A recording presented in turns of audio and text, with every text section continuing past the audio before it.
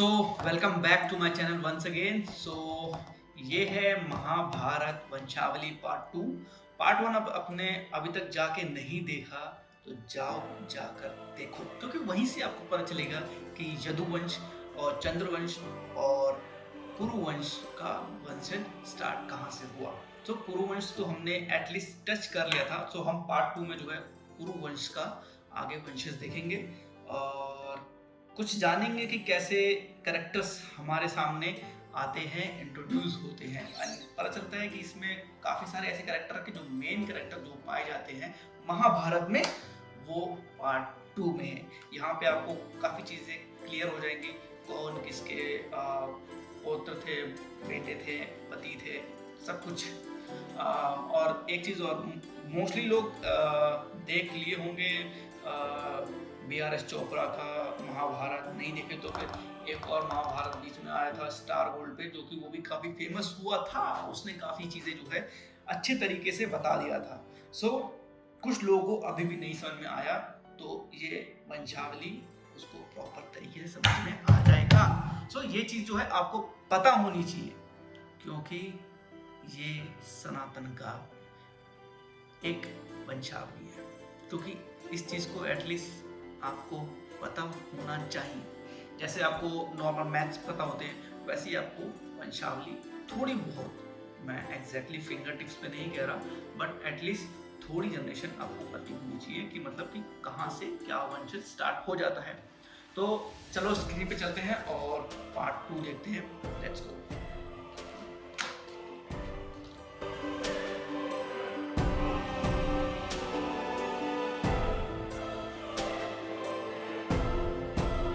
ये है मेरा ओपन फाइल और ये है वो सारे रेफरेंसेस लिंक। ठीक है, ये सारे लिंक्स जो है डिस्क्रिप्शन में आपको मिल जाएंगे। अगर किसी को कुछ भी इस रिसर्च में डाउट है तो उस लिंक को यूज़ कर सकते हैं अपनी रिसर्च के, मेरे रिसर्च के डाउट को दूर करने के लिए। ठीक है, तो इट्स फॉर यू गाइस, जाओ और देखो लिंक, अगर कुछ अलग ही चल रहा है आपके मन में तो।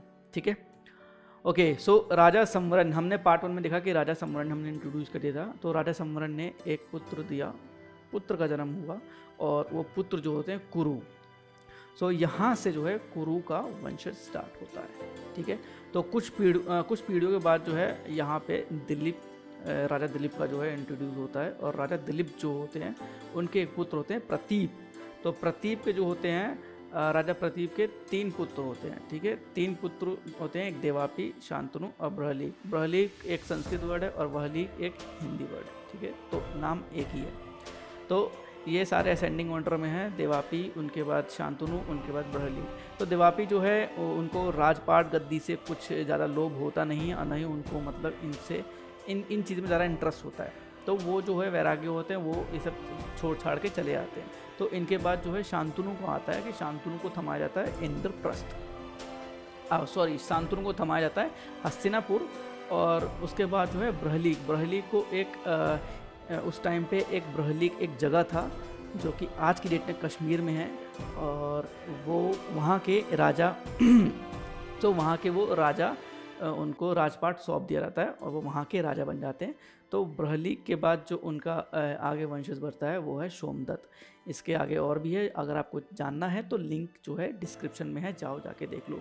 मैं जो हूँ शांतनु की अब मैं बात करता हूँ। तो शांतनु जो है, इनकी 2 रानियाँ हैं, राजा शांतनु की 2 रानियाँ, जैसे कि हमने देखा BR चोपड़ा वाले में शायद हमने कंफ्यूज हो जाते काफ़ी लोग BR चोपड़ा वाले महाभारत में, बट स्टार गोल्ड पे जो महाभारत था वो राजा शांतनु से स्टार्ट होता है। और यहाँ से काफ़ी चीज़ें हमें समझ में आ जाएगा, रिलेट कर पाओगे आप कैसे कैसे हुआ ये और किसके क्या वंशज थे। ठीक है, तो राजा शांतनु के जो है 2 रानियाँ होती है, माँ गंगा और सत्यवती। तो माँ गंगा के जो है भीष्म होते हैं, जो कि आगे चल के हमें भीष्म पितामह नाम पता चलता है। ठीक है, और सत्यवती जो उनकी दूसरी रानी होती है, हमें पता चलता है कि सत्यवती को जो है पहले से एक मतलब वरदान मिला होता है ऋषि पराशर से कि उनको जो है विवाह से पूर्व एक पुत्र की प्राप्ति होगी। और वो पुत्र जो होते हैं वो महर्षि कृष्ण द्वायापन वेद व्यास जी होते हैं, जो कि आगे चल के हमें महाभारत देखने को मिलता है। ओके, एंड एक चीज़ और, ऋषि पराशर जी जो है वो गुरु वशिष्ठ के पुत्र हैं। एंड गुरु वशिष्ठ आपको पता हो कि भगवान श्री राम जी के गुरु थे, ठीक है। एंड सत्यवती के जो है आगे वंशज बढ़ते हैं शांतनु के साथ, तो चित्रांगद और विचित्र वीर्य का कैरेक्टर आता है हमारे सामने। तो चित्रांगद जो है, अच्छा, चित्रांगद और विचित्र वीर्य जब जन्म लेते हैं तो उससे पूर्व ही जो है मराठा शांतनु की मतलब निधन हो जाते हैं तब तक वो। तो उसके बाद चित्रांगद और विचित्र वीर्य बचपन बाल मतलब यहाँ पे मैंने लिखा हुआ भी है कि बाल काल्य में ही उनकी निधन हो जाता है, मतलब वो नहीं होते हैं तब, स्वर्गवास हो जाते हैं। यहाँ पे मैंने लिखा कि शांतनु का स्वर्गवास चित्रांगद और विचित्र वीर्य क्या बाल काल में ही हो गया होता है। तो भीष्म होते हैं, तो भीष्म जो है उस समय पे देखभाल करते हो, पर राजपाट पे नहीं बैठते, क्योंकि हमें पता चलता है आगे। अगर आपको भीष्म के बारे में पता करना है तो ऑलरेडी मैंने डिस्क्रिप्शन में दे रखा है, नहीं तो फिर मैं आने वाले टाइम पे इंडिविजुअल सब पे मैं बनाऊंगा तो उसमें मैं बता दूंगा एग्जैक्टली हुआ क्या था, ठीक है। तो चित्रांगद जो है एक युद्ध में उनकी हत्या हो जाती है, आई मीन मारे जाते हैं। और उसके बाद जो है विचित्र वीर्य को भीष्म को ना चाहते हुए भी बिठाना पड़ता है राजगद्दी पे, क्योंकि राजगद्दी खाली हो चुकी होती है तो कोई भी आक्रमण कर सकता था, क्योंकि उस समय पे काफ़ी मतलब रूल एंड रेगुलेशन होते थे कि अगर कोई राजा नहीं बैठा है गद्दी पे तो कोई भी आके उसे कब्जा कर सकता था। तो उसके बाद विचित्र वीर्य को जो है दो रानियाँ होती है, ठीक है, अंबिका और अंबालिका, ठीक है। और अंबिका और अंबालिका के जो महाभारत में बताया गया था, काशीराज की पुत्री थी, ठीक है। और काशीराज की दो पुत्री नहीं थी, काशीराज की 3 पुत्री थी, अंबा, अंबिका, अंबालिका, ये 3 मतलब ऐसे हैं पुत्रियाँ। तो उनमें से जो है अंबा जो है वो नहीं आती है, वो हम किसी और वीडियो में हम जानेंगे कि क्या हुआ था, ओके। तो अंबिका और अंबालिका के आगे जो वंशज बढ़ते हैं वो इस तरीके से बढ़ते हैं। एंड एक चीज़ और, यहाँ पे एक और कैरेक्टर हमें नज़र आता है, विदुर, जो कि यहाँ पे परिश्रमी जो होती है वो किनके होते हैं, वो एक दासी होती हैं, किनकी, अंबिका और अंबालिका की प्रधान दासी होती हैं, ठीक है। तो उनके घर में जो है एक विदुर का जन्म होता है, ठीक है। और उनके बाद अंबिका और अंबालिका के जब आगे वंशज बढ़ते हैं तो अंबिका जन्म देती हैं धृतराष्ट्र को और अंबालिका देती हैं जन्म पांडु को, ठीक है, पांडु को। तो अब यहाँ पे जो है पांडु और धृतराष्ट्र, अब यहाँ से काफ़ी चीज़ें समझ में आने लग जाएगी। पांडु की जो है 2 रानियाँ होती है, कुंती एंड माद्री, ठीक है।